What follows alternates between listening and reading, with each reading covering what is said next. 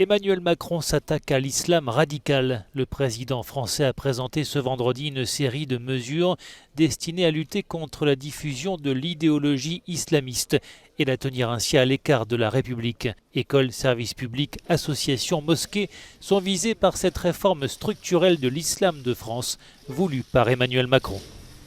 C'est-à-dire essayer ensemble de bâtir une organisation qui va nous permettre, je l'espère, je le crois, de construire un islam des Lumières dans notre pays. C'est-à-dire un islam qui puisse être en paix avec la République, en respectant toutes les règles de séparation et en permettant d'apaiser toutes les voix. Ce n'est pas le travail de l'État de structurer l'islam, mais nous devons nous permettre, accompagner cette émergence. D'abord, et c'est le premier point en la matière, en libérant l'islam en France des influences étrangères. Emmanuel Macron veut s'attaquer aux écoles parallèles qui, selon lui, ont fait progresser l'endoctrinement ces dernières années. Principale mesure forte de ce projet de loi contre le séparatisme, l'instruction obligatoire à l'école pour tous dès l'âge de 3 ans. À partir de la rentrée 2021, l'école à domicile serait strictement limitée aux impératifs de santé, une mesure qui concernerait environ 50 000 enfants. En parallèle, le président français plaide pour une meilleure compréhension de l'islam avec davantage d'enseignement de la langue arabe et des postes dédiés à l'islamologie dans l'enseignement supérieur.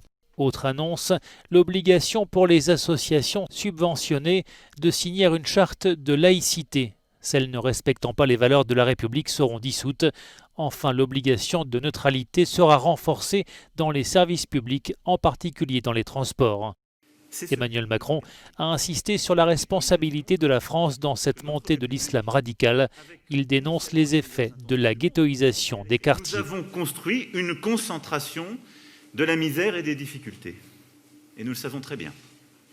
Nous avons concentré les populations souvent en fonction de leurs origines, de leurs milieux sociaux. Nous avons concentré les difficultés éducatives, économiques dans certains quartiers de la République.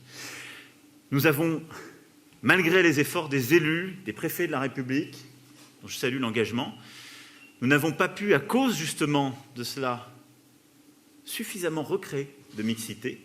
Et surtout, nous n'avons pas réussi à aller aussi vite que ce phénomène en termes de mobilité éducative et sociale. Ce projet de loi contre le séparatisme sera présenté en décembre prochain en Conseil des ministres.